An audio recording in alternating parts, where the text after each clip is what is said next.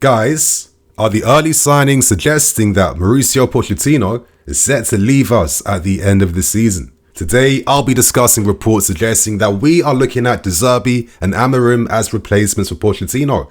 So hit that like button, let's try and get over 2k likes. Share your thoughts and opinions too behind which manager you'd like to see. And one more thing, but watch this video to the very end because there are some important things that I feel have to be discussed that I'm not seeing right now. So I hope you guys enjoy the video and getting straight into the reports. Late last night, Guardian reports that Jacob Steinberg revealed that Pochettino's future will be decided at the end of this season. And currently, we are identifying potential candidates in Ruben Amorim and Roberto De Zerbi to act as replacements for Pochettino. I think we can keep things real. With Chelsea fans, all we know is managers getting sacked and managers getting hired. Whenever you tend to see reports questioning the future of a manager, 9 times out of 10 it suggests that this guy will be leaving very, very soon. And in this case for Pochettino, I wouldn't be surprised if he leaves at the end of the season. Once news becomes public that we are identifying potential replacements, it always means one thing at this football club. Pochettino only signed a 2-year deal. He was here on a short-term basis and he was required to get us European football and lift the cup. And so far at this moment, these are 2 things he is set to fail. Yes, we have the FA Cup left, but I think after seeing that cup final defeat against Liverpool, and I'm sorry, people can hold to their guns that a younger Chelsea team lost to an older Liverpool team, but I'm going to sound rude. I think that's loser talk. And let's keep things real. Do you think these owners at this football club, after spending over $1 billion investing in this team, are going to be satisfied that a full strength team could not beat Liverpool reserves and an inexperienced Liverpool team? Do you really honestly think that they won't feel embarrassed by that?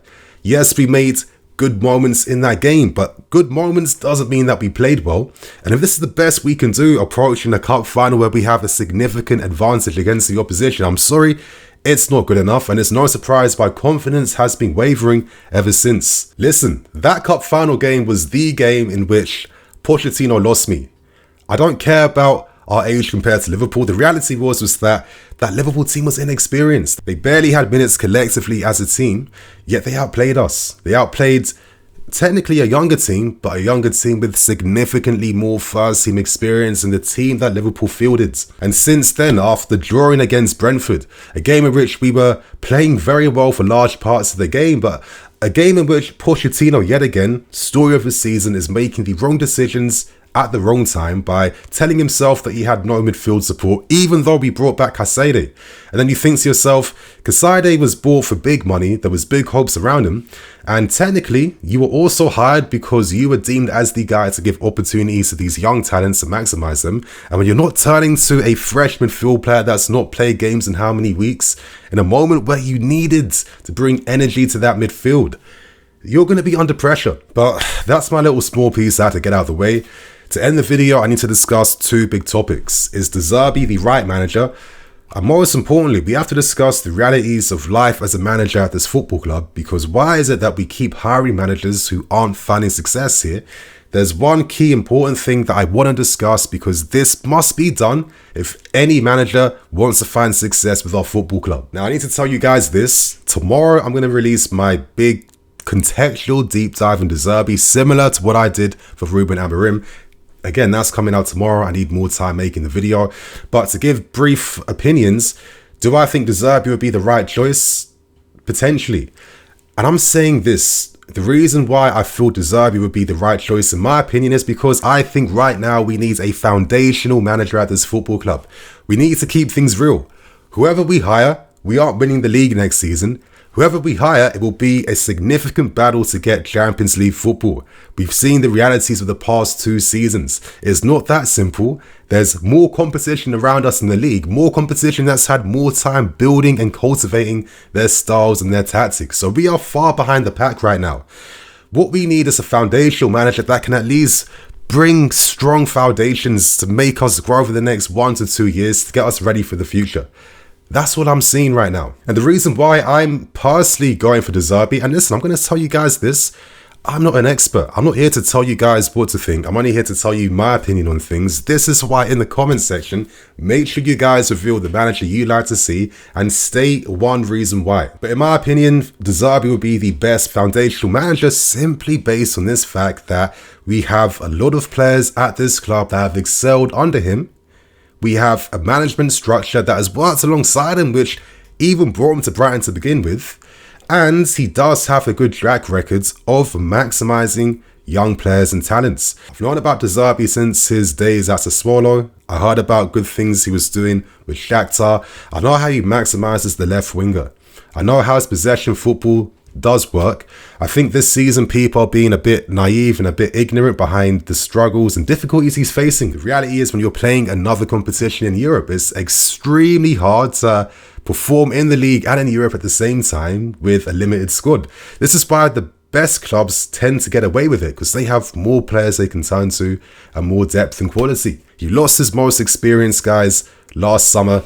He didn't get the perfect candidates and targets that he wanted, and he's still found a way to get Brighton competing where they're just about ahead of us in the league table right now, with a much more inexperienced team that wasn't reaching the peak levels that his team last season was actually showing. With Zerbi, I simply see it as this: who is someone that could make sense of what we have that pre-exists already at this football club?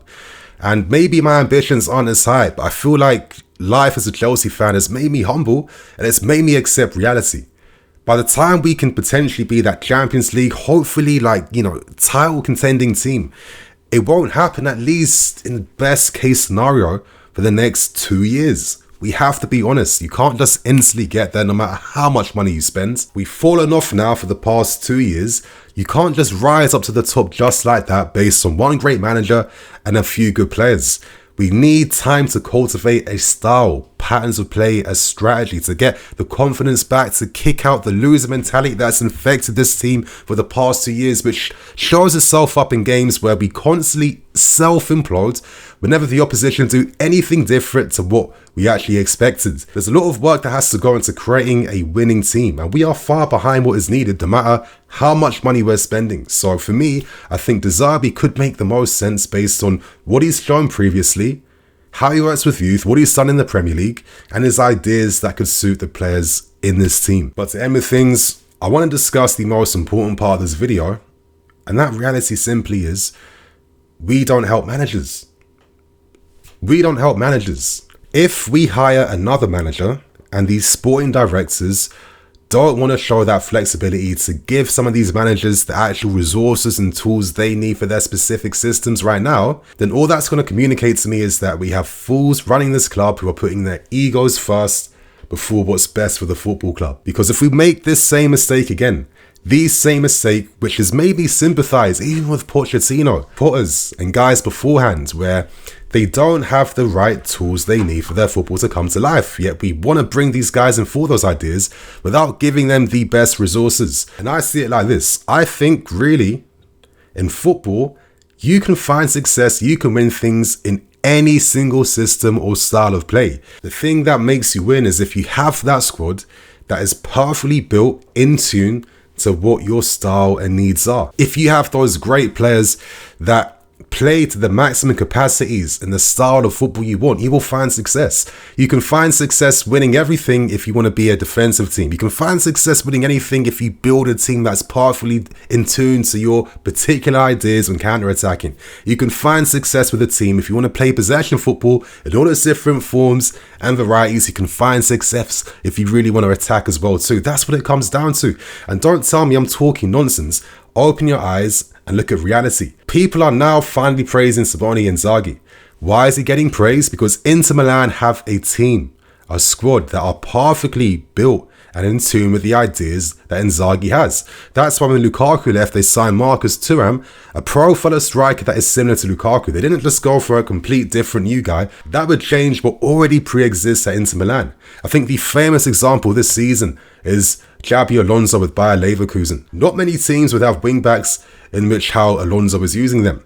Yet that Bayern team is perfectly built in tune for Xabi Alonso's ideas. You can see that with Pep Guardiola. You can see that with Jurgen Klopp. You're seeing small signs with Mikel Arteta. Small signs. And I make this point because It's taken me time to see this, and it's really become very apparent to me this season in particular. And that point is, our team is not really assembled to be optimum for any specific style of football. The best Chelsea team we've seen in recent memories was that team that had Drogba, Lampard, Terry, Cole, Ballack, etc, etc. These guys were built so powerfully for each other. They maximized each other's strengths and weaknesses due to our very vertical style of football, which not many teams could play because they didn't have the excellence to play that system to its best limits. And these guys were so good that when Mourinho even left us and Avram Grant took over, Grant didn't have to coach much in this team because this team was already powerfully built to continue to compete and to challenge for silverware, trophies and titles. I keep hearing about high standards, and no one really tells you what those high standards mean in real life in that practical sense. And in that practical sense for me, those standards can only be achieved if there's a unity between the manager and the ownership, because if you hire any single manager, they will need at least 3 or 4 players to maximize what they want to bring tactically to the football club. Yeah, that is the key thing needed right here. That could mean that we have to make certain sacrifices to some talents we have because unfortunately they don't make sense based on the direction we are trying to go in. Pochettino, what is one common thing they've said? They said that I don't need too many players, maybe 3 or 4 max. That seems to be the magic number that's needed. And the only thing, the bottleneck that is stopping these coaches from performing to their best optimum selves is the fact that the ownership isn't really considering their takes for players that are needed. That is the reality. And this is why we have a team where on paper, if this was FIFA, you're probably succeeding with them. Oh, they got 5 stars here, they got skills there, first touch here, blah, blah, blah. But to actually build a team that's ready to compete, to win like what us fans want to see, there's a lot more serious things that go into doing that. And so far, we ain't showing none of that. So listen, people can make every argument they want for any manager. And I actually think on paper, you can make a fair argument for any manager you want, but the bottleneck will always forever be this, unless their ideas are fully backed properly, fully supported, fully listened to, fully understood.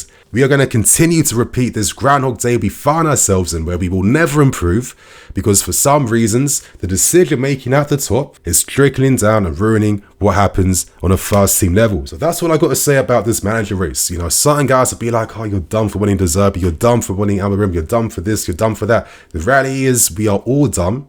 We are all dumb unless whoever we bring in actually gets supported with the players they need, the staff they need and the support they need, because that balance has to be shared out now, because otherwise we are going to be finished because it's not going to work. So my friends, share your thoughts and opinions on this video.